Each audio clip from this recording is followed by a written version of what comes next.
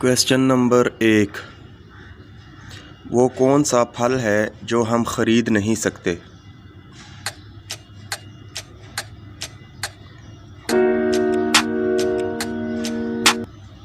Answer है मेहनत का फल।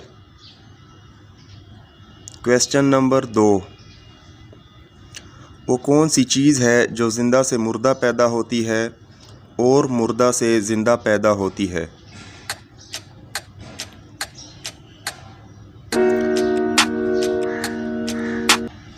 इसका आंसर है अंडा। Question number 3। वो कौन सी चीज़ है जिसको हम दिन में कई बार उठाते भी हैं और कई बार रखते भी हैं? दोस्तों, वीडियो को लाइक ज़रूर कर दिया करें।